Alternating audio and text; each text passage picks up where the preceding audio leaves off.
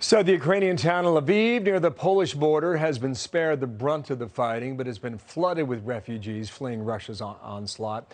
Lucas Tomlinson is at his post yet again today, and we check in live with you. And Lucas, good morning there as you get ready for another day. Hello. Bill, good morning. Officials tell me that a no-fly zone over this country would have no effect on some of the 500 ballistic and short-range and cruise missiles that are flying into this country. That have no effect whatsoever. Now, we just got this video in from Chernihiv, located 2 hours north of the capital, a city that has largely been reduced to rubble. Now, earlier, Ukraine's President Zelensky addressed the European continent. Do not be silent. Support Ukraine. Because if Ukraine does not survive, the whole of Europe will not survive. If Ukraine falls, the whole of Europe will fall.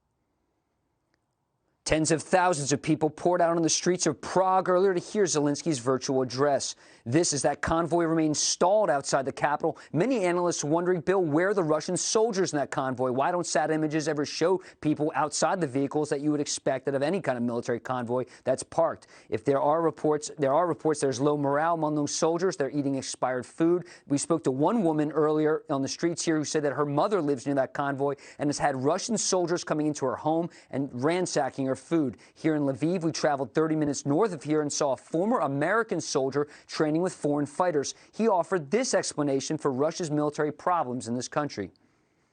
The Ukrainians have killed a lot of Russians in this past week, and I'm surprised how fast the Russians want to throw their troops behind enemy lines to die.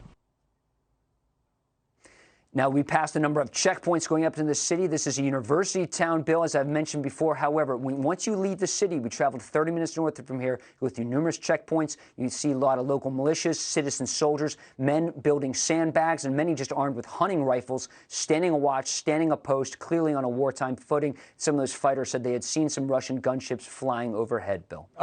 Lucas, your background is in the military, U.S. Navy, and I just want to draw on that because there were military experts earlier today suggesting that the Russians have supplies and fuel that will get them to Sunday, which means 2 days from now. Are you hearing that? And if so, what can you report on that, if true?